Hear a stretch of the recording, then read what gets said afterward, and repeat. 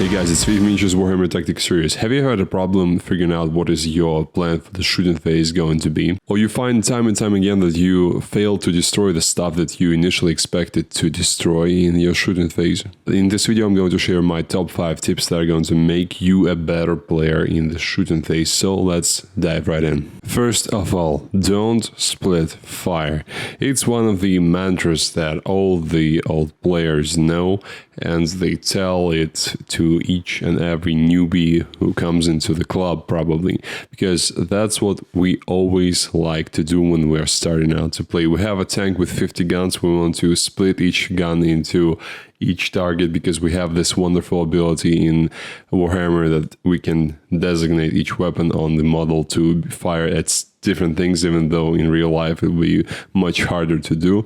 But honestly, usually it's your enemy rather than your virtue, your advantage. Because even though such thing as overkill does exist, and in my example here, a squad of aggressors is a bit too much probably to kill a single grot standing on an objective, though if you really need this grot dead for some reason, like your secondaries are absolutely you must destroy this model, otherwise the game is lost. Perhaps then it's not overkill in the slightest, but most players far more often underestimate the amount of firepower they need to put into an enemy unit to bring it down, rather than overestimate it. It takes a great deal of experience to start understanding precisely, and it will never be precise because it's a game of dice, but more precisely how much you need to put into something to make sure that it goes down. And there are more efficient ways to do that, there are less efficient ways to do that,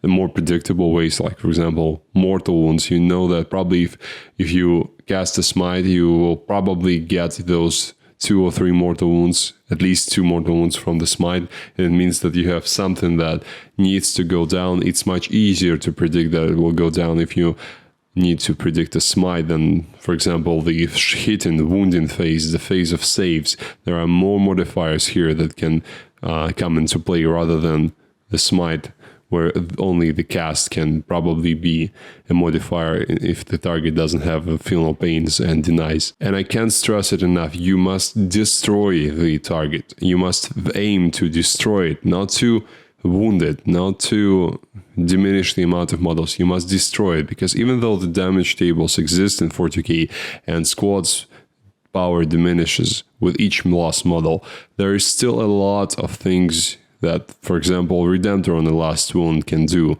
And any model can, for example, hold objectives when it's alive, and it cannot do that when it's dead.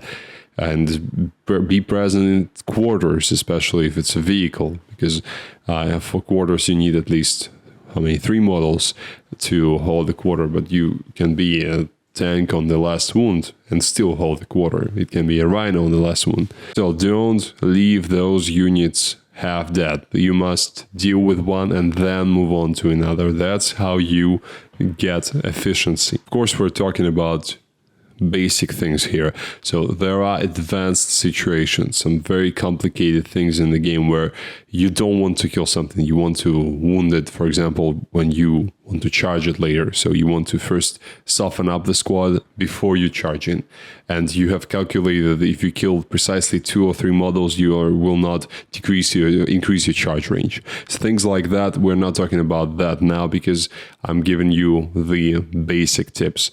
Obviously, each situation is unique, so don't take this as granted. Always use your brain in the particular game situation, but I can tell you, if you are going to be not splitting fire, usually in most cases it will be the correct way to go. So, second tip. First tip was shoot all your guns into one thing. Second tip, shoot all your guns into the thing that you can actually hurt.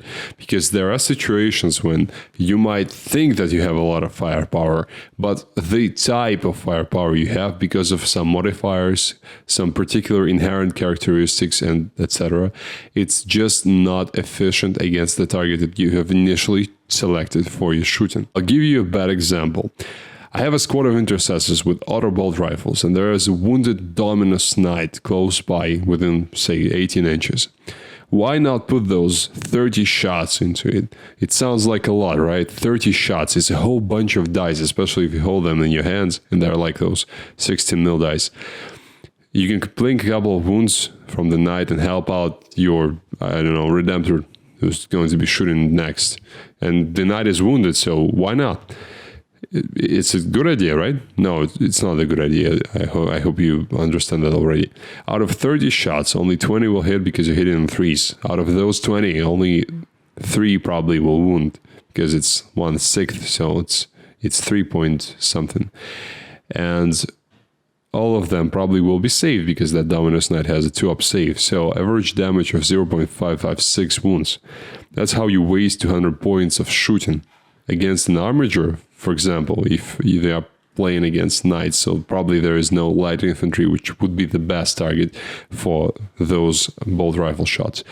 Against an armature, it would be 2.2 wounds, so 4 times better. That's the kind of difference you can have if you select your targets for shooting properly, and that's something you have to deal with during your list building stage. So not everything is done on the tabletop. Some things have to be done at home when you are building your list. So you must have the types of shooting that can help you deal with heavy things, types of shooting that can help you deal with hordes, type of shooting that can help you deal with elite infantry, and so on. So even if you are very efficient with selecting your shooting, but you only have like intercessors in your army, probably it will be a very, very hard thing for you to deal with knights.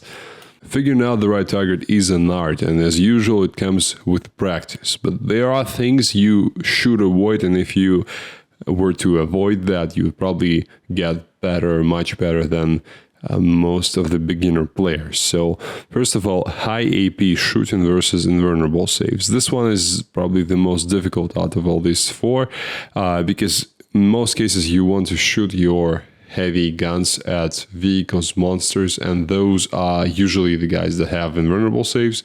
And you don't want to, I don't want you to think that if you see an invulnerable save on something, you should never shoot at that, because in most cases, it's still the best target for your shots.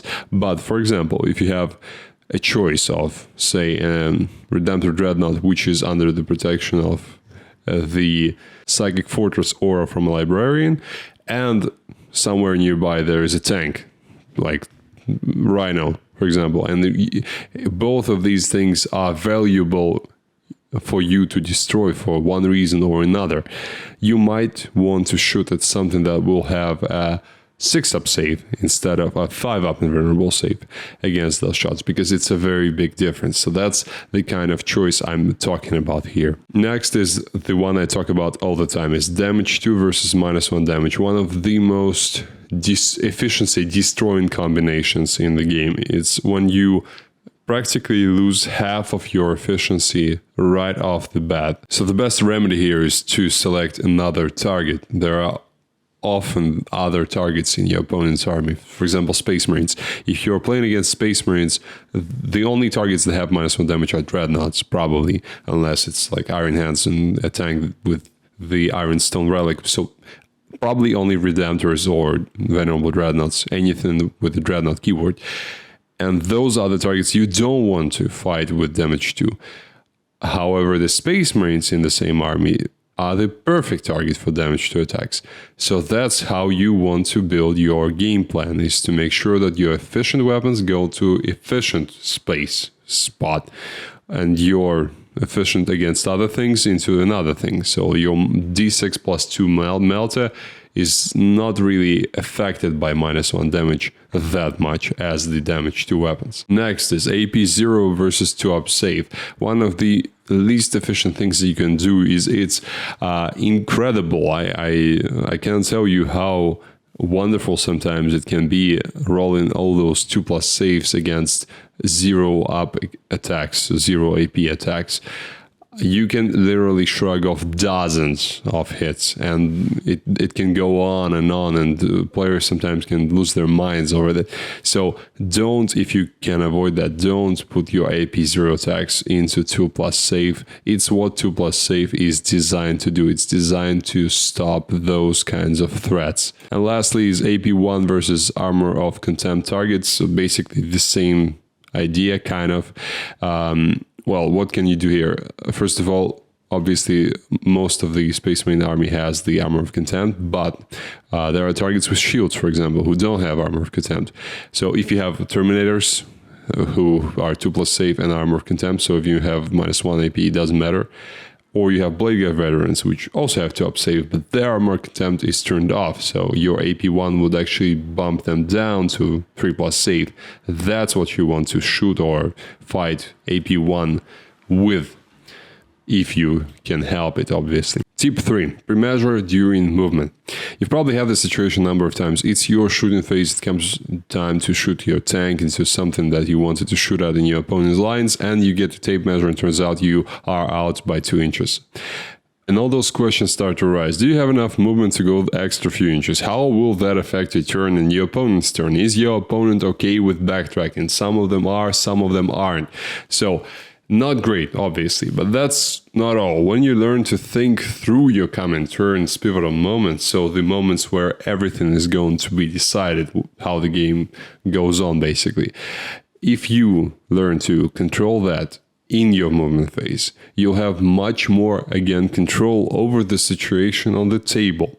You can position your units in concert with each other, rather than moving them just generally in the direction of the opponent, which is something I see all the time during the games, is people moving models mindlessly. They look like they are thinking about something, but there's a void in their brains or some resemblance of a general idea, but not really. So I don't want you to be like that. I want you to really try to think about stuff like that.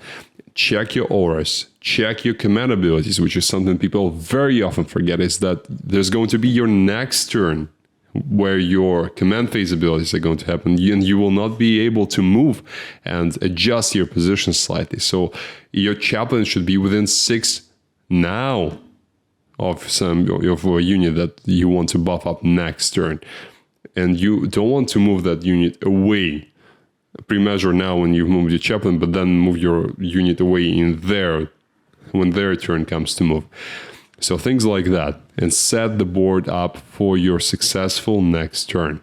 Tip 4, a very important one. Don't ignore defensive buffs. They are there for a reason, to make your shooting less efficient. So when you ignore them and keep firing at the stuff that you initially started firing, it may look like you have an adamant resolve, but actually what you're doing is helping your opponent, because you are getting your resources, your shots, and putting them through a grinder and making them less killy, less whatever you are trying to do, less efficient. And you don't want to do that, obviously, because that's how you lose resources. If there is a squad of Terminators nearby, why not shoot the guns, the strength 8 guns, into them? You'll be wounding on 2s much better. Or another example, Knight rotates shields for a 4+ invulnerable save. Why shoot more melt into him?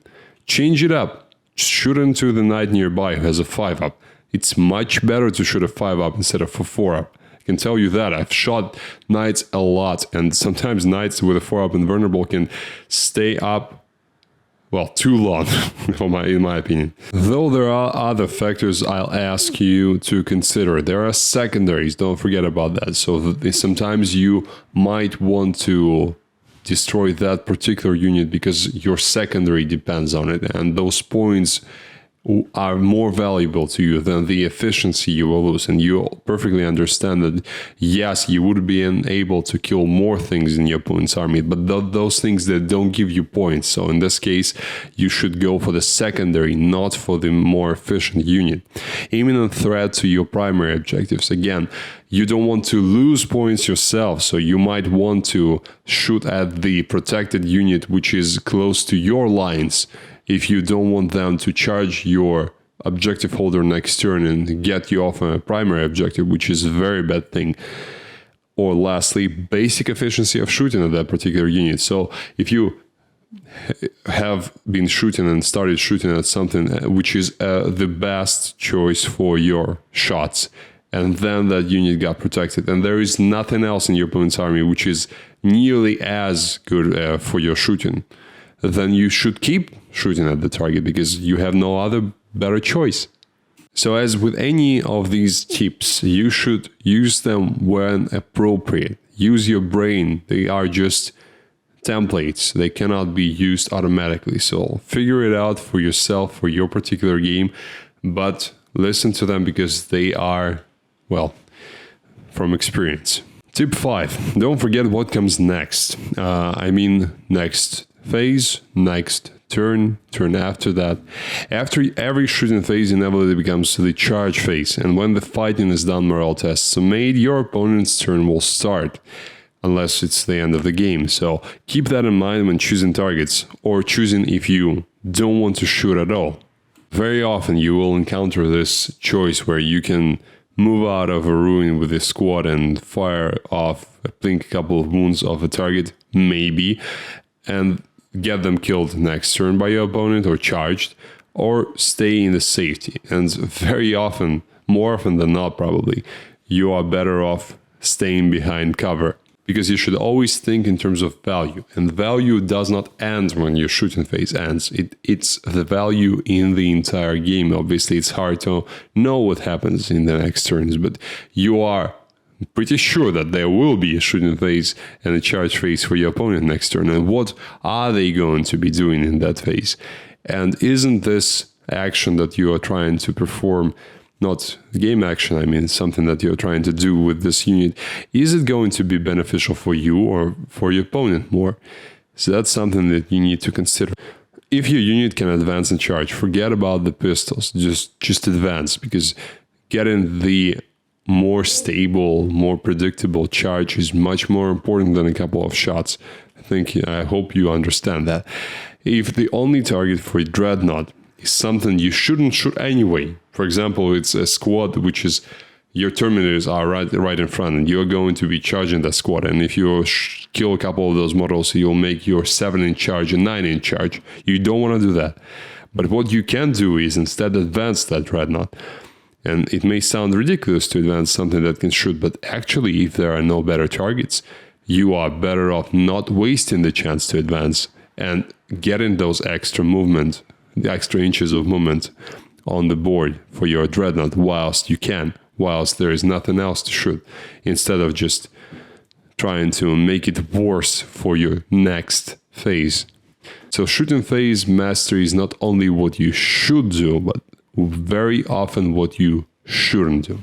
So that's it, guys. If you have any other questions about the shooting phase or something that you would like me to talk about, please let me know in the comments below, and I'll see you next time.